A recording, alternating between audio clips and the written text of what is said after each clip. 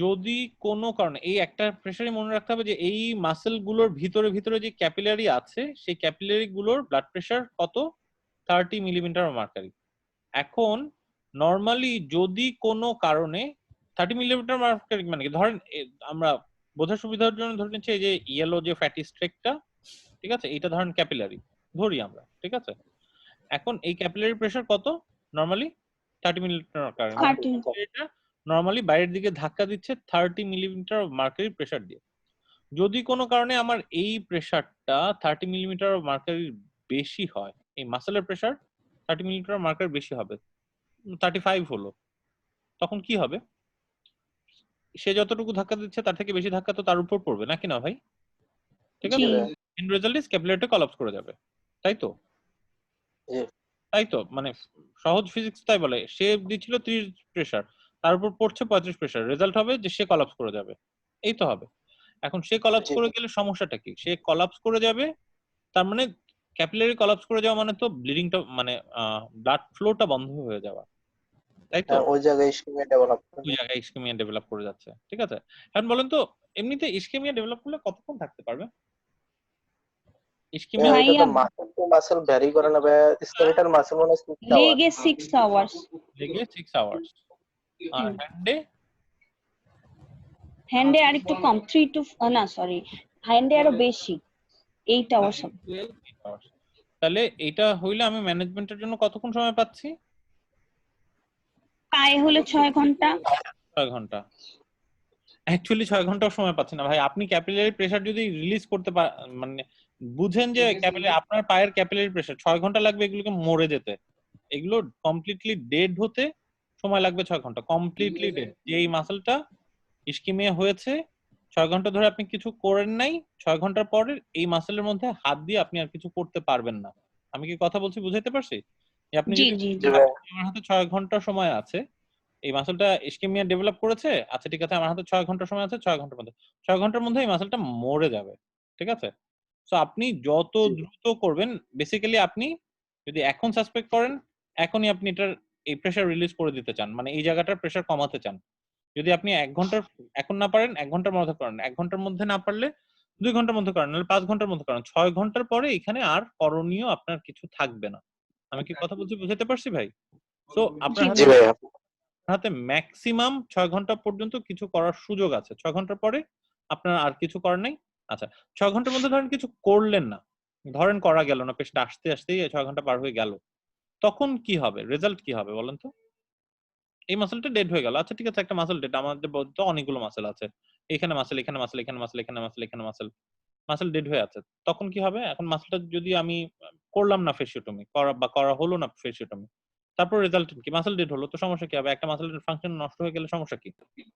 হ্যাঁ গ্যাংরিন হয়ে যাবে পরে আস্তে আস্তে, মাসেলটা তো ডিটেরিয়েট করে যাবে, ডেড মাসেলটা উইল কজ ইন্টারনাল নেক্রোসিস, ঠিক আছে, নেক্রোসিস। গ্যাংগ্রিন তো হচ্ছে সুপারডেন্টিফিকেশন থাকে, ইন্টারনালি নেক্রোসড হয়ে যাবে।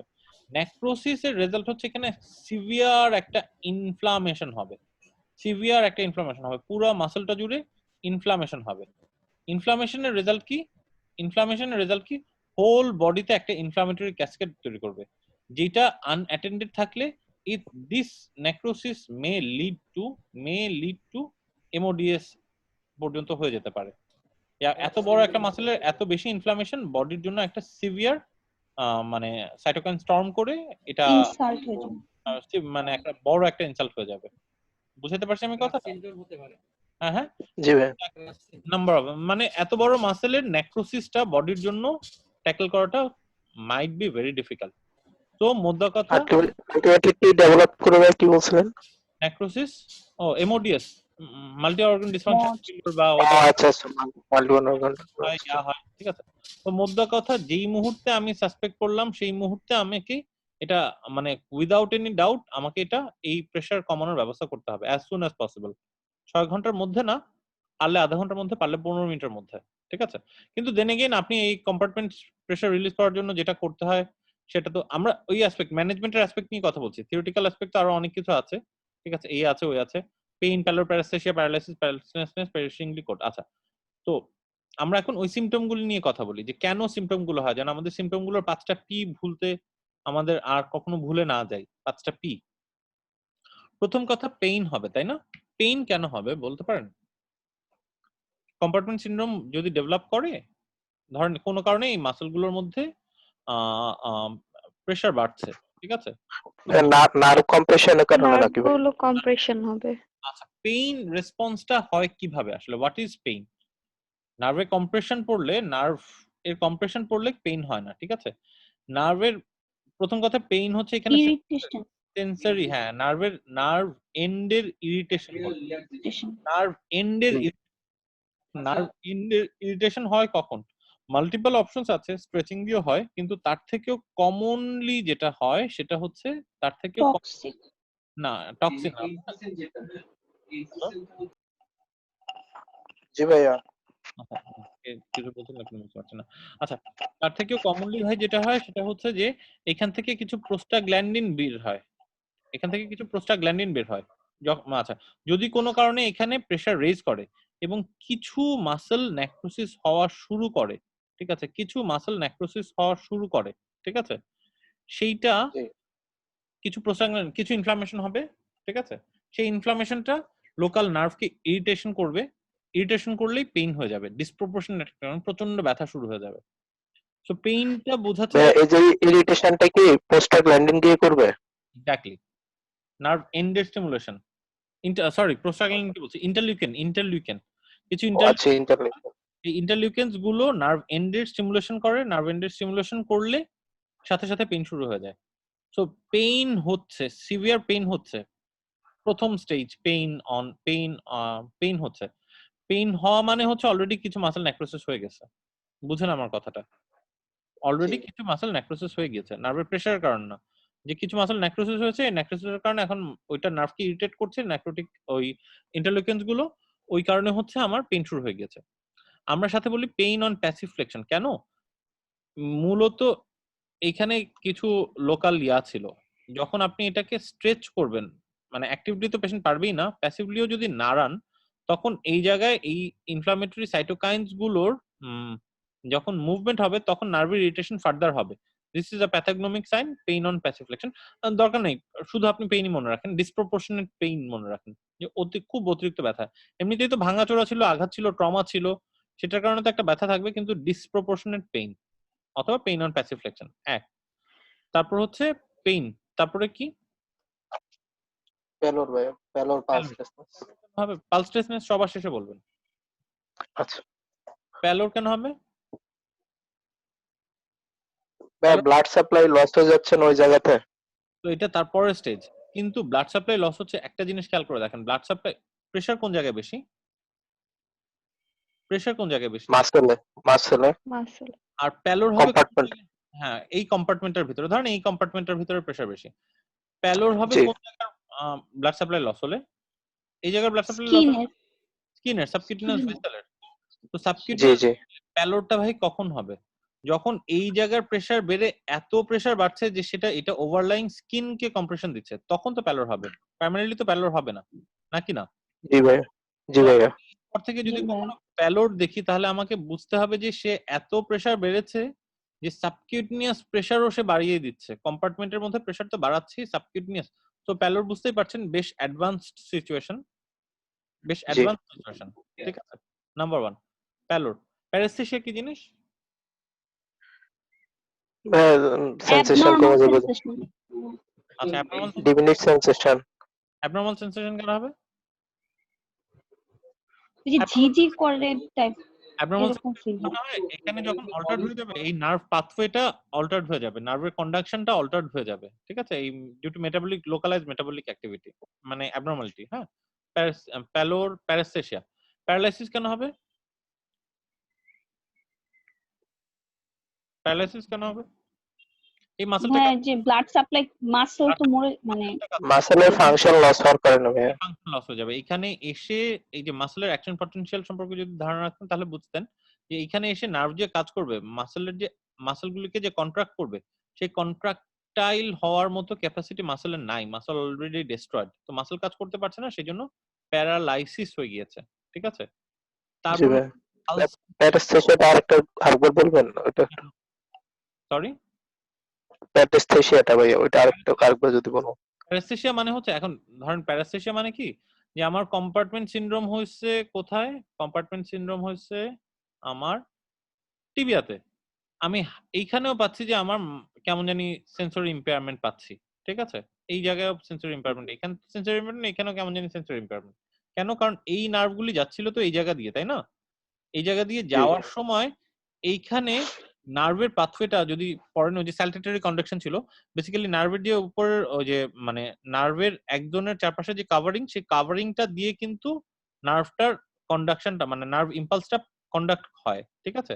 কিন্তু ওই হওয়ার জন্য আশেপাশের একটা প্রপার এনভায়রনমেন্ট খুব লাগে, ভালো এনভায়রনমেন্ট লাগে, মানে অপটিমাম এনভায়রনমেন্ট লাগে। যদি কোনো কারণে ওই অপটিমাম এনভায়রনমেন্টটা লস হয়ে যায়, তাহলে নার্ভের ইম্পালসটা প্রপারলি কন্ডাক্ট হবে না। এখন এইখান থেকে যে স্টিমুলাসটা আপনি দিচ্ছেন টাচের, সেই স্টিমুলাসটা এই জায়গায় একটু ভেজাল হয়ে যাচ্ছে, সে প্রপারলি কন্ডাক্ট করতে পারছে না, সেটাকে আপনি প্যারাস্থেশিয়া হিসেবে দেখবেন। তুলনামূলক আচ্ছা। তবুও অবশ্যই 5টা মধ্যে জরুরি একটা কম্পোনেন্ট। সবার শেষে পালসলেসনেস, ঠিক আছে। পালসলেসনেস ভাই সবার শেষে বলেছি কেন? কারণ আমার এখানে পালসলেসনেস হবে কোন ভেসেলটা, এই ক্যাপিলারি গুলো নষ্ট হলে নাকি এই মিডিয়াম বা মিডিয়াম সাইজ ভেসেল গুলো নষ্ট হলে? Medium size vessel, medium size vessel. দুটা ক্যাপিলারি প্রেসার কত? 30 to 30 35। 35, যেটাই বলেন। মিডিয়াম সাইজ ভেসেলের প্রেসার কিন্তু এত কম না। মিডিয়াম সাইজ ভেসেলের প্রেসার হচ্ছে ওই মানে আপনি মাঝামাঝি ধরে নেন, আমি এক্স্যাক্টলি জানি না, কিন্তু এই 120 আর 30 মাঝামাঝি কিছু ধরে নেন, আপনার 50 60 এই ধরনের কিছু, ঠিক আছে। তো পালসলেসনেস এসেছে মানে এ 30 থেকে বেড়ে 60 পর্যন্ত চলে গিয়েছে, যে এই ভেসেলটাকেও ব্লক করে দিচ্ছে। তো these are one of the very last feature, যে পালসলেসনেস। আপনি যদি হাতে পালস পাচ্ছি, ঠিক আছে, কম্পার্টমেন্ট সিনড্রোম নাই বলেন, তাহলে একটা সর্বনাশ হয়ে যাবে। বুঝতে পারছি আমি কথাটা? এই পালসলেসনেস আছে মানে প্রেসার বেড়ে 50-60 পর্যন্ত হয়ে গিয়েছে ইন্ট্রাকম্পার্টমেন্টাল প্রেসার, যে সে এখন মিডিয়াম সাইজ ভেসেলকেও ধরা শুরু করে দিয়েছে। দ্যাট ইজ পালসলেসনেস, ঠিক আছে। আর সবার শেষে কিছু কিছু বই আছে একটা পেরিশিংলি কোল্ড, ঠিক আছে, টেম্পারেচার থার্মোরেগুলেশনের ইয়া হয়, ওটার দিকে আমরা যাবো না, এই সব বইয়ে যেহেতু এটা নাই, ঠিক আছে। এইবার কি 5টা সিমটম বোঝা গেল ভাই? 5টা সিমটম জি বোঝা ভাইয়া। গেল? জি ভাইয়া। বললাম ভাই, তাহলে সিমটম কি কি কম্পার্টমেন্ট সিনড্রোমের 5টা? পেইন, ভাইয়া, pain pallor, pain excessive stretching, paresthesia. Paresthesia, paresthesia, paralysis, pulselessness. Pulselessness. Pulselessness সবার শেষে। সবার প্রথম সিমটম কি আসবে, আর্লিয়েস্ট সিমটম কি আসবে? পেইন। পেইন ভাইয়া, পেইন। ঠিক আছে, পেইন থেকে প্যারাস্থেশিয়া আছে অবভিয়াসলি বেশি, ঠিক আছে। প্যারাস্থেশিয়া। প্যারাস্থেশিয়া থেকে প্যালোর আরো সিভিয়ার, স্কিনের মধ্যে কম্পার্টমেন্ট প্যারালাইসিস, মাসল গুলো একদম সবগুলো মাসল নন ফাংশনিং হয়ে গেছে, এবং পালসলেস মানে এটা মানে देयर ইজ নো কনফিউশন যে কম্পার্টমেন্ট সিনড্রোম হয়ে গিয়েছে। বুঝতে পারছি আমি কথাটা? সো এই জি ভাইয়া। পালসলেস সবচেয়ে কমনলি যেটা হয়, মানে যেটা যে কারণে ডাইলেমাটা হচ্ছে যে সাধারণত তো ট্রমার পেশেন্ট পেইনটা দিয়ে জিনিসটাকে বোঝা যায় না, ঠিক আছে। পেইন তো এমনিতেই আছে, রোগী ব্যথার জন্য স্পেশালি মানে ইনহিউম্যান, কিন্তু ইটস ট্রু যে মানে আমাদের ট্রমা ওয়ার্ডে যখন রোগী থাকে, ব্যথাটাকে আসলে আমরা তুলনামূলক অনেক বেশি ইগনোর করে ফেলা হয়, ঠিক আছে। পেশেন্ট ব্যথা করছে, ওকে ব্যথা তো করবেই, ব্যথা হলে সিস্টাররা আমাদেরকে সবসময় ইনফর্মও করে না, ব্যথা হয়েছে ব্যথার ওষুধ খান বলে চলে আসে, ঠিক আছে। কিন্তু ব্যথার মধ্যে যে তফাৎ আছে, ঠিক আছে, সেটা বোঝা হয় না। বা আপনার ক্ষেত্রেও ধরেন আপনি ডিউটি করছেন রাতের বেলা, এরকম ট্রমার একটা পেশেন্ট ওটি করা হয়েছে, ক্লোজ ফ্র্যাকচার ছিল, ক্লোজ ফ্র্যাকচারের সময়, আচ্ছা ভাই বলেন তো, ওপেন ফ্র্যাকচারে কি কম্পার্টমেন্ট সিনড্রোম হবে? না, ওপেন হবে না, ফ্র্যাকচার। হবে না। তো এখন ধরেন আপনি রাতের বেলা ডিউটি করছেন, ঠিক আছে, ক্লোজ টিবিয়া ফ্র্যাকচার একটা পেশেন্ট এসেছে, এসে হচ্ছে এরকম স্যার দেখে গিয়েছেন, স্যার দেখে টেকে তারপর বলে গিয়েছেন যে ঠিক আছে পায়ের মধ্যে প্লাস্টার দিয়ে দাও, আমি কালকে ওটি করবো, ঠিক আছে। তো তারপর জি। তো আপনি রাতের বেলা ডিউটিতে আছেন, রাতের বেলা সিস্টার আপনাকে খবর দিল যে পায়ে ব্যথা করছে, তো অবভিয়াসলি আপনি তো রোগীকে দেখতে যাওয়ার অবশ্যই দরকার মনে করবেন না। ব্যথা করছে, পায়ে ব্যথা পেয়েছে, ব্যথা করছে, এটা তো ইজ নট এ কমপ্লেইন, ঠিক আছে। তো তারপরে হচ্ছে আপনি বলবেন ব্যথার ওষুধ খাও, সে ব্যথার ওষুধ খাবে, কিন্তু ব্যথার ওষুধ খেয়ে এই ভিশাস সাইকেলের কোনো কিছু তো সে থামাতে পারবে না। বুঝতে পেরেছি কথাটা? যে সাবসিকুয়েন্ট সেই অবস্থায় আপনি যদি রুগীটাকে গিয়ে অ্যাসেস করেন, ঠিক আছে, যে পেইন আছে, ঠিক আছে, পেইন তো এই জায়গায় থাকবে, কিন্তু আবারও বুঝুন, পেশেন্টের ব্যথা এখানে, ফ্র্যাকচার এইখানে, ঠিক আছে। এই জায়গা মুভমেন্ট করতে গেলে ব্যথা হওয়ার তো কোনো কারণ নাই। আরেকবার বুঝেন, আমি এই আঙ্গুল ধরে হুম। নাড়াচ্ছি, সাথে সাথেই তীব্র ব্যথা। এটা হওয়ার কি কোনো কারণ আছে টিবিয়া ফ্র্যাকচার হলে? না ভাই, কিন্তু না কখন ভাইয়া। হবে এটা? যখন এই মাসলটা কম্পার্টমেন্ট স্ট্রেচ হওয়া সিনড্রোম। শুরু করবে, তখন এই আঙ্গুল ধরে নাড়াচ্ছি, পেশেন্ট তীব্র কুঁকিয়ে উঠছে। যখন এই ফুটটা ফ্লেকশন এক্সটেনশন করছে, পেশেন্টের তীব্র ব্যথা শুরু হচ্ছে। ঠিক আছে? এই জাস্ট ছোট্ট একটা সাইন দিয়ে আপনি বুঝতে পারেন যে there may be a compartment syndrome. Even পেশেন্টের প্লাস্টার দেয়া আছে কিন্তু আঙ্গুলগুলো তো এক্সপোজড। ঠিক আছে? জাস্ট এই পায়ের মধ্যে একটু কষ্ট করে আঙ্গুল দিয়ে দেখলেই যে এই মানে পেইন অন প্যাসিভ ফ্লেকশনটা আছে কিনা। ঠিক আছে? অথবা ডিসপ্রপোর্শনেট পেইন। এখন ডিসপ্রপোর্শনেট পেইনটা আমরা টার্মটা ইউজ করি না। কারণ এটা একটু ভেগ টার্ম ভাই, বুঝছেন? কারণ পেইনটা একটা সাবজেক্টিভ ফিলিংস। কারো ব্যথা বেশি থাকে, কারো ব্যথা কম থাকে। কিন্তু pain on hmm. Passive flexion is a very important sign that you should look for in all patients, especially for those who are suffering from close long bone fracture আর কি ভাই, হ্যাঁ? এনিওয়েজ অনেক কথা বলে ফেলছি, এত কথা আপনার লাগবে না। কিন্তু এটা আবার লাগবে না তাও বলব না। কম্পার্টমেন্ট সিনড্রোম থেকে কোয়েশ্চেন আসবেই। মানে আসার সম্ভাবনা খুব বেশি। জি কিন্তু ট্রমা থেকে কোয়েশ্চেন আসে। ঠিক আছে? তো কম্পার্টমেন্ট জি ভাইয়া। সিনড্রোমের এই ব্যাপারগুলো বোঝা থাকলে তখন আপনি অন্য ল্যাঙ্গুয়েজ, ওরা ল্যাঙ্গুয়েজ কোনটা ইউজ করবে সেটা তো আমরা জানি না। Language will be changed. ঠিক আছে? কিন্তু ভিতরের জিনিসটা বাংলায় বোঝা থাকলে তখন আপনি এটাকে এক্সপ্লেইন করতে পারবেন। ঠিক আছে? কারণ ট্রিটমেন্ট যদি আপনি প্যাথোফিজিওলজি বুঝেন তাহলে ট্রিটমেন্ট তো জানেনই। কম্পার্টমেন্ট সিনড্রোম যদি ডেভেলপ করে তাহলে কি করবেন? পেশাবদমি। পেশিওটমি প্রেশার রিলিফ করতাম। কোনো কনফিউশন প্রেশার রিমুভ করতে হবে। না ভাইয়া। করতে হবে। ফিজিওটমি বাদে আমার হাতে কোনো অপশন আছে?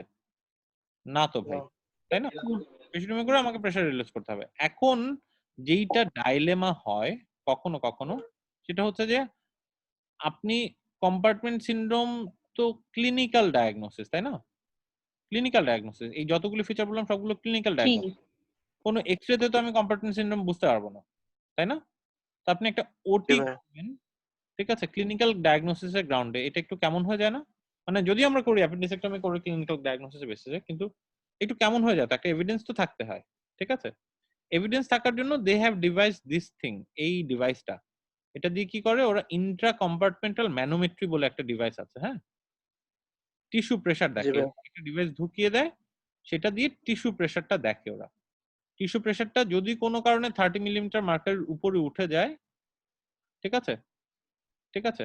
যদি কোনো কারণে 30 মিলিমিটার মার্কারের উপরে উঠে যায়, তাহলে ওরা নিশ্চিন্তে ফেসিওটমি করে দেয়। কিন্তু this is one of the algorithm. যেটা ওরা বলেছে কম্পার্টমেন্ট এখন ওয়ান অফ দ্যা অ্যালগরিদম কেন? কারণ এই যে ইন্ট্রা কম্পার্টমেন্টাল ম্যানোমেট্রি বা টিস্যু প্রেশার দেখার ডিভাইসটা সব জায়গায় এভেইলেবল না। আপনার হাসপাতালে এভেইলেবল না। বাংলাদেশে খুব কম জায়গাতেই এটা এভেইলেবল আছে। ইসফাক ভাই সিএমএইচ এ কি আছে জানেন? ইন্ট্রা কম্পার্টমেন্টাল ম্যানোমেট্রি দেখার ব্যবস্থা? হ্যালো? ও আচ্ছা, ইসফাক ভাই আছে মনে হয়। এনিওয়েজ, তো টিস্যু প্রেশারটা অনেক জায়গায় হ্যাঁ, দেখাটা হ্যালো ভাইয়া। হ্যাঁ ভাইয়া। সিএমএইচ এ কি আছে ভাই না ইন্ট্রা ভাই, কম্পার্টমেন্টাল? ক্লিনিক্যাল। ক্লিনিক্যালি না? হ্যাঁ, এক্সাক্টলি ক্লিনিক্যাল। এটা থিওরিটিক্যালি ওরা ওইখানে যা ইউজ করে। আমাদের এখানে আমরা দেখতে পারি না। আচ্ছা। তবুও আমরা থিওরিটিক্যালটা একটু জেনে নিই। ঠিক আছে? থিওরিটিক্যাল এর মধ্যে যেটা বলছে যে ক্লিনিক্যাল জাজমেন্ট ইজ আ মোর। সেটা হচ্ছে যদি অ্যালার্ট পেশেন্ট থাকে এবং আপনি পেইন, প্যালর, প্যারাস্থেসিয়া, প্যারালাইসিস, পেইনটা তবুও নন স্পেসিফিক। কিন্তু প্যালর পাইলেন তখন তো আর কোনো কনফিউশন নাই। প্যারালাইসিস পাইলেন তখন তো আর কোনো কনফিউশন নাই। পালসলেসনেস পাইলেন তখন তো আর কোনো কনফিউশন নাই যে এখানে কম্পার্টমেন্ট সিনড্রোম আছে। ঠিক আছে? পেইনটা নিয়ে আছে, ঠিক আছে। যদি এরকম মানে স্ট্রং ক্লিনিক্যাল পজিটিভ ফাইন্ডিংস থাকে আপনি ফেসিওটমি করে ফেলবেন। Full stop. ঠিক আছে? এখন শুধু পেইন বলছে। আপনি ঠিক কনফার্ম হতে পারছেন না যে এটা কি কম্পার্টমেন্ট সিনড্রোম বলবো নাকি বলবো না। ঠিক আছে? কারণ বললে সাথে সাথে ফেসিওটমি করতে হবে। এখন কম্পার্টমেন্ট সিনড্রোম লেভেল করবো নাকি করবো না। কনফিউজড। তখন ওরা বলে যে ইন্ট্রা কম্পার্টমেন্টাল প্রেশার পারলে দেখো। ইন্ট্রা কম্পার্টমেন্ট প্রেশার যদি তুমি 30 এর উপরে পাও তাহলে তো তোমাকে কম্পার্টমেন্ট সিনড্রোম ওটি করে ফেলতেই হবে। কিন্তু যদি 30 এর কম পাও, যে ইন্টার কম্পার্টমেন্টাল প্রেশার কম, তাহলে কি আমি বলবো যে না আপনি ভালো আছেন? না, তখন রোগীকে কন্টিনিউয়াসলি প্রেশার মনিটরিং করতে হবে। যদি কখনো 30 এর উপর পাই সাথে সাথে কম্পার্টমেন্ট সিনড্রোম অথবা কখনো ক্লিনিক্যাল ডায়াগনোসিস পাই তো এই ভেজালের দিকে আমি যাব না। আমি মূল কথা বলবো এখন আপনার প্র্যাকটিক্যাল সিনারিওতে আসেন। প্র্যাকটিক্যাল সিনারিওতে আসেন। যে আমি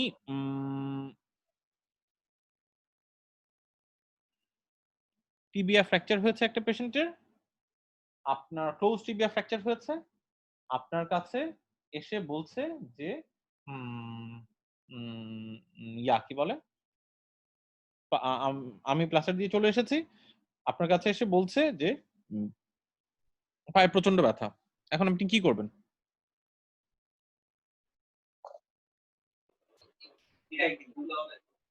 হ্যালো, ওই যে যে দেখবো যে প্রথমে ক্লিনিক্যালি ডায়াগনোসিস করব, ক্লিনিক্যালি ডায়াগনোসিস আপনি করে রুগীর হাত দিয়েছেন, রুগী বলছে আরো বেশি ব্যথা, তারপর কি করবেন? ওই প্যাসিভ স্ট্রেচিং করে দেখবো নাকি যে ব্যথাটা এগ্রাভেট করে কিনা। প্যাসিভ স্ট্রেচিং করলে ব্যথা আসছে কি আসছে না বুঝতে পারছেন আপনি, কনফার্ম না। পালস দেখবো, পালস দেখবো। পাঁচটা ভালো আছে, সব পেইন মানে পেইন আছে, প্যালোর নাই, প্যারাসিস নাই, প্যারালাইসিস নাই, পালসলেসনেস নাই, কিন্তু পেইন আছে। ক্লোজ টিবিয়া ফ্র্যাকচার তাহলে জায়গাটা তাকায় দেখছেন, জায়গাটা বেশ ফোলা ফোলা মনে হচ্ছে, কিন্তু একদম খুব ফোলা না, কিন্তু ফোলা ফোলা মনে হচ্ছে। এখন কি করবেন? যেটা অ্যাকচুয়ালি প্র্যাকটিক্যাল সিনারিওতে পাবেন ভাই। এখন কি করবেন? এরপরে কি করণীয়? প্লাস্টারটা খুলে দেখবো যে ব্যথা কমে কিনা। প্লাস্টারটা খুলে দেখবো বা প্লাস্টারটা এদিক দিয়ে রিলিজ করে দেবো। যখনই আমার সাসপিশন হবে যে সোয়েলিং বেশি, আমি সাথে সাথে প্লাস্টারটা ওপেন, প্লাস্টারটা খুলতে হবে না, পুরো প্লাস্টার বের করতে হবে না। প্লাস্টারটা মানে স্পেশালি যদি ব্যাকস্ল্যাব থাকে, ব্যাকস্ল্যাবটা এখান থেকে এই পর্যন্ত যদি আমি একটা না কেচি দিয়ে লম্বা করে কেটে দেই, তাহলেই তো প্রেসারটা তো রিলিজ হয়ে গেল, যে সার্কামফারেন্সিয়াল যে প্রেসার ছিল সেই প্রেসারটা তো রিলিজ হয়ে গেল, তাই না? আচ্ছা, ঠিক আছে। এক প্লাস্টার আর কি করতে পারি আমরা? ওই যদি মেনো কি জানি আগে টিস্যু। আগে আগে বলতো যে লিম্ফটাকে একটু এলিভেট করে রাখতে, আগে বলতো, কিন্তু রিসেন্টলি এটা আর ডিসকারেজড। কেন? কারণ লিম্ব এলিভেট করলে এমনিতেই এখানে ভাস্কুলারিটি যদি কম থাকে আরো কম হয়ে যাবে গ্র্যাভিটির কারণে। তো এখন বলে হার্টের লেভেলে এফেক্টেড লিম্বটাকে রাখতে হবে, ঠিক আছে? এলিভেশন না, limb should be kept at the level of heart. তবে আপনার পরীক্ষার স্টেমে যদি লিম্বের এলিভেশন থাকে সেটাও ট্রু হবে। আমি ব্যান্ডেজ ট্যান্ডেজ খুলে দেখবো আর দেখবো, লিম্বটাকে এলিভেট করে দিব। তারপরে কি করব? তারপর পেশেন্ট ইমপ্রুভ করলে আর কিছু করার দরকার নেই, কিন্তু পেশেন্ট ইমপ্রুভ না করলে ফাসিওটমি করতে হবে। তিনটা অপশন আছে এখানে। পেশেন্ট ইমপ্রুভ করছে, পেশেন্টের অবস্থা একই রকম আছে, পেশেন্ট ডিটোরিয়েট করছে। ইমপ্রুভ করলে তো ভালো, আলহামদুলিল্লাহ। ইমপ্রুভ ডিটোরিয়েট করলেও তো ইনডিসিশনের কিছু নেই। তাহলে হচ্ছে পেশেন্টকে করতে হবে, কি বলে, আমি ফাসিওটমি পাঠিয়ে দেব। পেশেন্টের অবস্থা একই রকম আছে, ইমপ্রুভও করছে না, ডিটোরিয়েটও করছে না। প্রচুর রোগী পাবেন এরকম, যে এরকম কনফিউশন, এটা কম্পার্টমেন্ট সিনড্রোম আছে কিনা আমি বুঝতে পারছি না। পেশেন্টের অবস্থা একই রকম আছে, আপনি খুলে টুলে দিছেন, কিছু করতে পারছেন না, তখন কি করবেন? অবজারভেশন করবেন। তখন এই যে অবজারভেশন করবেন, সিনিয়রকে নোটিফাই করবেন যে এরকম একটা সাসপেক্টেড কম্পার্টমেন্ট সিনড্রোম, যেটাকে আমরা বলি ইমপেন্ডিং কম্পার্টমেন্ট সিনড্রোম। ইমপেন্ডিং কম্পার্টমেন্ট সিনড্রোম একটা সাসপেক্টেড, আপনার কাছে মনে হচ্ছে, আপনি বুঝতে পারছেন না কম্পার্টমেন্ট সিনড্রোম আছে কিনা, ঠিক আছে? সিনিয়রকে নোটিফাই করবেন। সিনিয়রকে নোটিফাই করার পরে he will come and see the patient. কিছু অবজারভেশনের ব্যাপার আছে, আপনার চোখের টেন্স আর একজন সিনিয়র কনসালটেন্ট চোখের টেন্সের মধ্যে তফাৎ থাকবে।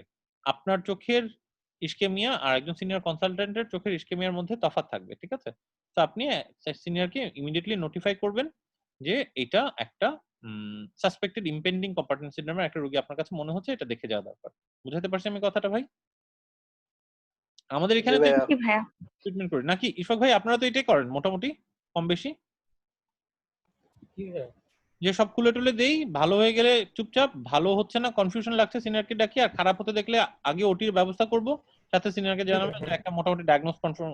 আমাদের লেভেল এটাই আগে সিনিয়র, কারণ এটা ওটি করার ডিসিশনটা তো এত সহজ না। না এক্স্যাক্টলি, মানে সরি, ওইখানে তো অ্যালগরিদম। আমাদের এখানে যদি আমি যদি মনে করি যে, মানে আমাদের হাসপাতালে যেটা, যে আমি বা আমার ইন্টার্নেরাও যদি মনে করে যে কম্পার্টমেন্ট সিনড্রোম আছে, দে আর পারমিটেড টু কল ওটি, যে একটা ইমিডিয়েট কম্পার্টমেন্ট সিনড্রোমের রোগী আসতে পারে সিনিয়র কনফার্মেশনের পরে, ঠিক আছে? যে একটা কম্পার্টমেন্ট সিনড্রোম আছে, যে ওটির প্রসিডিউর শুরু করে দেওয়া হোক, যে কম্পার্টমেন্ট সিনড্রোম একটা ইমার্জেন্সি কেস আসতে পারে, তারপর সিনিয়র এসে একটা কনফার্ম করে উঠে ফেলবেন। কিন্তু আপনি যদি কম্পার্টমেন্ট সিনড্রোম কনফার্ম করে ফেলেন যে পালসনেস পাচ্ছেন, হ্যাঁ, আপনার এটা ওটিতে পাঠানোর ব্যাপারে কোনো দ্বিমত নাই, যে পালস পাচ্ছি না, এখন আপনি এডিপি করতে পারেন না, দ্যাটস এ ডিফারেন্ট ইস্যু। কিন্তু ক্লোজ ট্রমা, আমি পালস পাচ্ছি না, স্টার্ট অ্যারেঞ্জিং ওটি, এটা নিয়ে কেউ মন খারাপ করবে না যে কেন আপনি ওটি অ্যারেঞ্জ করা শুরু করে দিতে বলেছেন। মানে আমি নরমাল পার্সপেক্টিভে বলছি আর কি। এনিওয়েজ তারপরে হচ্ছে এই, so this was compartment syndrome ভাই। একটু কম্পার্টমেন্ট সিনড্রোমের মধ্যে আর তেমন কিছু নাই। এটা কি বোঝা গেল কিনা ভাই? জি ভাইয়া। জি ভাইয়া। ভাই স্টেজগুলো আর একটু মানে অ্যালগরিদমটা আরেকবার শুধু বলেন যে কিভাবে কোথায় কি করব। জি, আমরা আমাদের বাংলা অ্যালগরিদমটাই বলি। বাংলা অ্যালগরিদমটা ওই যে ম্যানোমেট্রি দিয়ে অ্যালগরিদম আমার এখানে হয় না, ঠিক আছে? না ভাই আমাদের বাংলাটাই বাংলা অ্যালগরিদম হচ্ছে একদম সহজ। আমার কাছে সাসপেক্টেড ডিসপ্রপোর্শনেট একটা রোগী খবর আসলো যেটা কম্পার্টমেন্ট সিনড্রোম আছে, ঠিক আছে। এর মধ্যে যদি আমি দুইটা সিচুয়েশন হতে পারে, তিনটা সিচুয়েশন হতে পারে, আমি গিয়ে দেখলাম যে না এটার মধ্যে কম্পার্টমেন্ট সিনড্রোম হওয়ার কোনো সম্ভাবনা নাই, অথবা এটার মধ্যে কম্পার্টমেন্ট সিনড্রোম হতেও পারে নাও হতে পারে আমি বুঝতে পারছি না, অথবা এটার মধ্যে কম্পার্টমেন্ট সিনড্রোম হয়ে আছে। তিনটা সিচুয়েশন। যদি আমি কোনো দেখি যে কম্পার্টমেন্ট সিনড্রোমের কোনো সমস্যাই নেই, শুধু ব্যথা, হালকা ব্যথা ট্যাথা, তখন আমি কিছুই করব না। যদি আমি কনফিউজড হই, এতটুকু থেকে এতটুকু কনফিউজড হই যে মেবি কম্পার্টমেন্ট সিনড্রোম, সাথে সাথে আমি পুরো প্লাস্টারটা খুলে দিব, লিম্বটাকে এই লেভেলে রাখবো, ঠিক আছে, এই লেভেলে রাখবো। আর যদি কম্পার্টমেন্ট সিনড্রোম ডায়াগনোসিস কনফার্ম হয়ে যায় যে না এই যে প্যালোর প্যারাসেশিয়া প্যারালাইসিস হচ্ছে, সাথে সাথে আমি আমার সিনিয়রকে ইনফর্ম করব, ক্যাপাসিটি থাকলে আমার ওটিকে ইনফর্ম করব, কিন্তু আমি নোটিফাই করব যে একটা কম্পার্টমেন্ট সিনড্রোম ডেভেলপ করে গিয়েছে। আচ্ছা ঠিক আছে। এখন মধ্যের যে গ্রুপটা, যে গ্রুপটার মধ্যে আমি কনফার্ম না যে ওয়েদার অর নট, এবং এইখানে এই প্লাস্টারের উপরের লেয়ার খোলার আগে প্লিজ আবারও বলছি, এই প্লাস্টার আপনার কাছে মনে হয়েছে আপনি attending doctor, upper layer of plaster কাটার ক্ষেত্রে কারো পারমিশনের জন্য অপেক্ষা করবেন না, ঠিক আছে।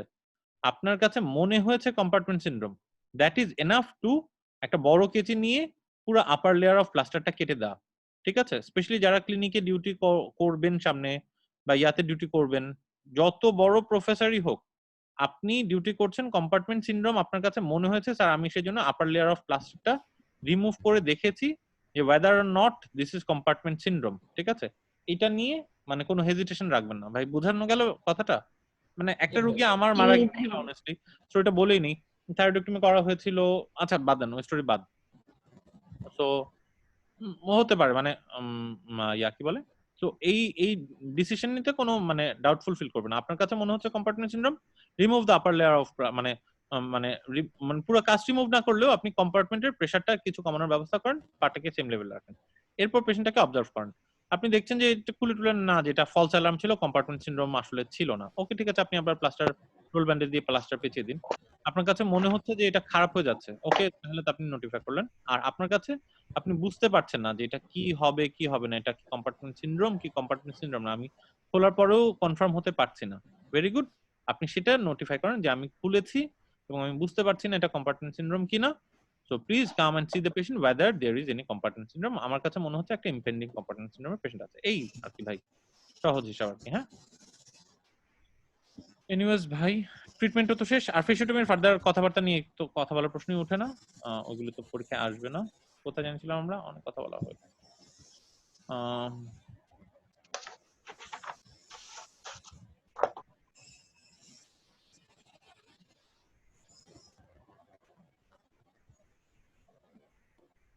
লাস্টে ফাইশিয়াল ইনজুরি না, চ্যাপ্টারে তো এই টপিকসটাই ছিল সাথে।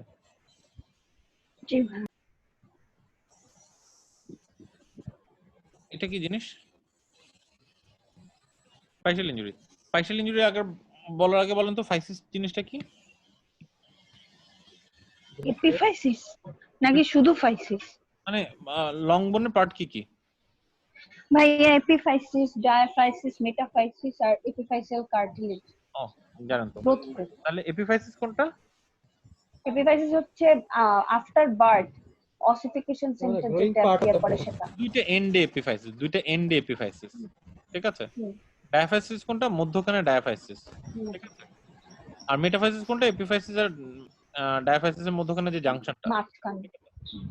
বিফোর বার্থ আফটার বার্থ আপনার কথা। কিন্তু ডায়াফাইসিসের মধ্যেও একটা গ্রোয়িং সেন্টার থাকে, গ্রোথ সেন্টার থাকে, এপিফাইসিসের মধ্যে একটা গ্রোথ সেন্টার থাকে, এপিফাইশিয়াল কার্টিলেজ, এখানেও তো অসিফিকেশন শুরু হয়, তাই না? এই ধরনের কিছু ব্যাপার স্যাপার ছিল। আচ্ছা গেল। কিন্তু আরেকটা জিনিস আছে এপিফাইশিয়াল কার্টিলেজ, এপিফাইশিয়াল কার্টিলেজ, ঠিক আছে। এপিফাইশিয়াল কার্টিলেজ জিনিসটা কি? যেটা বাচ্চাদের থাকে গ্রোথ প্লেট, যেটা যে বন্ধ হয়ে যায় পরে বড় হওয়ার পর, ওইটা না ভাই? হ্যাঁ ওইটাই। আমরা একটু সুন্দর করে বলি,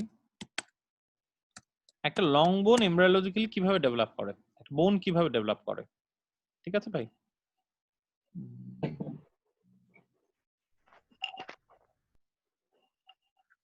একটা বোন কিভাবে ডেভেলপ করে, ঠিক আছে।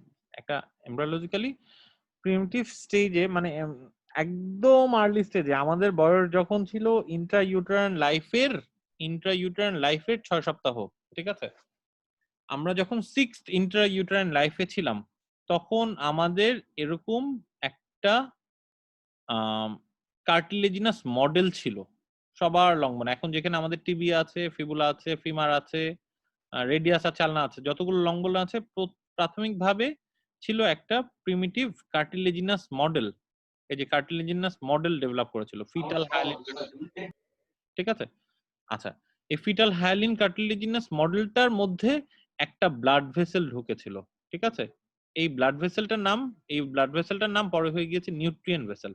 এই ব্লাড ভেসেলটা ঢোকার পরে, ঠিক আছে, এইটা দুই দিকে গিয়েছিল, এই মধ্যখান থেকে শুরু করে প্রক্সিমালিও গিয়েছিল, ডিস্টালিও গিয়েছিল। এই ব্লাড ভেসেলটা যাওয়ার সময় প্রথমে এটা ছিল কার্টিলেজ মডেল। কি? Cartilage model. ব্লাড ভেসেল যখন গেল কার্টিলেজের জায়গায় আস্তে আস্তে করে অসিফিকেশন হয়ে গেল, মানে বোন ফর্মেশন হতে থাকলো। আচ্ছা, ঠিক আছে। এখন এই ব্লাড ভেসেলটা, তাহলে আমি দেখছি যে এই বোনটা তৈরি হচ্ছে। এখন কেন, এটার সিগনিফিকেন্স কি? বোন জিনিসটা গ্রোথ হয় যেটা, ঠিক আছে, বোনের যে গ্রোথ হয়। আচ্ছা, তাহলে মূল আমি এইটুকু বুঝি যে বোন, যে কোনো বোন লেংথ বাড়ার আগে বা ব্রেথ বাড়ার আগে প্রথমে একটা কার্টিলেজ মডেল থাকে। সেই কার্টিলেজ মডেলের ভিতর ব্লাড ভেসেল থেকে কিছু একটা জিনিস গিয়ে ঢুকলে তখন ব্লাড ভেসেল বা ব্লাডের মাধ্যমে কিছু একটা জিনিস গিয়ে ঢুকলে সেই কার্টিলেজ মডেলের ভিতরে বোনটা তৈরি হয় ডিউরিং। ভাইয়া পাভেল আর মিম মনে হয় ওয়েট করছে। না আপু, আমি আছি, মিম ওয়েট করতেছি। আরেকবার বলি তাহলে, ডিউরিং বোন গ্রোথ এই প্রথমে একটা কার্টিলেজ মডেল থাকে। কার্টিলেজ মডেলের পর সেই কার্টিলেজ মডেলের ভিতরে কিছু একটা ঢুকলে, ভাইয়া কথা কেটে আসছে, ভাইয়া কথা কেটে আসছে। তো আমরা কি বললাম যে প্রথমে বোন থাকে, সেই বোনটা একটা কার্টিলেজ মডেল থাকে। এখন কি বোঝা যাচ্ছে ভাই? জি ভাইয়া। জি ভাই। কার্টিলেজ মডেল থাকে, কার্টিলেজ মডেলের ভিতরে কার্টিলেজ সেলগুলোর ভিতরে কিছু একটা ঢুকলে সেই কার্টিলেজ সেলটা থেকে বোন তৈরি হয় ভাই। হ্যাঁ, আচ্ছা। কিন্তু এখন এই বোনটা, তাহলে ইনিশিয়ালি বোনটা তৈরি হতে থাকে এই জায়গায়। এখন যে জায়গায় বোন তৈরি হয়ে যায় সেই জায়গাটা তো আর লম্বা হতে পারে না, কিন্তু কার্টিলেজের ডিভিশন হতে থাকে খুব দ্রুত। এবং বোন যখন লেংথে বাড়ে তখন অ্যাকচুয়ালি যে জিনিসটা হয় যে কার্টিলেজ গুলোর নাম্বার বাড়তে থাকে আর কার্টিলেজের পিছনে পিছনে বোন তৈরি হতে থাকে, ঠিক আছে? এখন ভাইয়া ওই জায়গাটা একটু কেটে গেছে, আপনি আবার একটু বলবেন ব্লাড ভেসেল ঢোকার পর কি হয়ে গেল? ব্লাড, ঠিক আছে, আবার বলছি, প্লিজ কাইন্ডলি। যে প্রথমে আমাদের যখন 6 to 8 ইন্টারইউটেরাইন লাইফ ছিল, সবার ছিল হচ্ছে কার্টিলেজিনাস মডেল ছিল, ঠিক আছে? বিভিন্ন কার্টিলেজিনাস মডেল ছিল, primitive cartilaginous model, hyaline cartilaginous model. এই হায়ালিন কার্টিলেজিনাস মডেলটার ভিতর ব্লাড ভেসেল ঢোকার পরে এই হায়ালিন কার্টিলেজটা ক্যালসিফাই হয়ে কার্টিলেজের ভিতর ইভেন্চুয়ালি বোন তৈরি হয়েছে। কার্টিলেজ থেকে বোন তৈরি হয়েছে। এখন বোনটা যখন লেংথ বাড়ার ব্যাপার আসে তখন এই বোন সেলগুলো কিন্তু ডিভাইড হয় না, অ্যাকচুয়ালি ডিভাইড হয় কার্টিলেজ গুলো খুব দ্রুত ডিভাইড হতে থাকে এবং তার পিছনে পিছনে বোনসটা তৈরি হতে থাকে। দেখা যায় যে বোনস তৈরি যত রেটে হচ্ছে কার্টিলেজ তার থেকে বেশি রেটে ডিভিশন হচ্ছে, সেই কারণে বোনসটা ইভেন্চুয়ালি লম্বা হতে থাকে। এরকম লম্বা হতে হতে হতে হতে হতে আমাদের যখন মেইলদের হচ্ছে 16 আর ফিমেলদের হচ্ছে 14, এইরকম যখন বয়স আসে তখন কার্টিলেজ এই জিনিসটা কার্টিলেজটাকে ধরে ফেলে, তখন ইভেন্চুয়ালি আমার গ্রোথটা বন্ধ হয়ে যায়। এরকম একটা জিনিস হয়ে বোনটা গ্রোথ হয়। জিনিসটাকে আমি বুঝাতে পারলাম ভাই? জি ভাইয়া। অনেক কঠিন জিনিস একটু সামারি করে বুঝাতে হচ্ছে, অল্প বুঝলে অল্পই বুঝেন। আচ্ছা, এখন মূল কথা হচ্ছে বোনের লেংথটা কিভাবে বাড়ে সেই জিনিসটা আমি বুঝাতে চাচ্ছিলাম। এই কার্টিলেজিনাস মডেলের মধ্যে এই যে এপিফাইসিস, যেটা এপিফাইসিস ইটসেলফ অসিফিকেশন হয়ে যায়, কিন্তু বোন লেংথ বাড়ার জন্য যেটা হয় যে এই কার্টিলেজিনাস মডেলটার ডিভিশনটা is very important for increasing the size of the bone. বোঝা গেল ভাই? ঠিক আছে। জি। জি এখন এইটুকু তো বুঝতে পার। আচ্ছা আমাকে বলেন তো, এই যে কার্টিলেজিনাস মডেলটা বা বোনটা যে গ্রোথ হবে, ধরেন এই জায়গাটা, এটা কি উপরের দিকে বাড়বে না নিচের দিকে বাড়বে? কোন দিকে বাড়বে বেশি বলেন তো? উপরের দিকে বাড়বে। উপরের দিকে বাড়বে। মানে আমি যদি এই কার্টিলেজ গুলোকে দেখি আমি দেখবো রিলেটিভলি মানে ইম্যাচিউর কার্টিলেজ থাকবে এই বাইরের দিকে, আর রিলেটিভলি ম্যাচিউর কার্টিলেজ থাকবে ভিতরের দিকে। তাই তো দেখবো, যেহেতু এগুলো ডিভিশন হচ্ছে কনস্ট্যান্টলি বিভিন্ন লেয়ারে লেয়ারে, জি। তাই না? এখানে যদি দেখি রিলেটিভলি ম্যাচিউর কার্টিলেজ গুলো থাকবে বাইরের দিকে, রিলেটিভলি ম্যাচিউর কার্টিলেজ থাকবে ভিতরের দিকে। এটা তো দেখছি, এটা তো অনুমান করা যায়, তাই না? জি ভাইয়া। এগুলো যদি বেশি কঠিন হয় যায় আমাদেরকে একটু বলে দিবেন, হ্যাঁ? কিন্তু সিগনিফিকেন্স আছে এটা।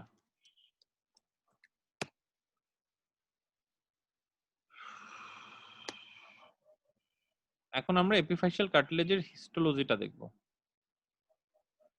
যদি আমি একটা এপিফাইশিয়াল কার্টিলেজ দেখি, ছোটবেলা থাকতে হিস্টোলজিতে ছবি এঁকে আসে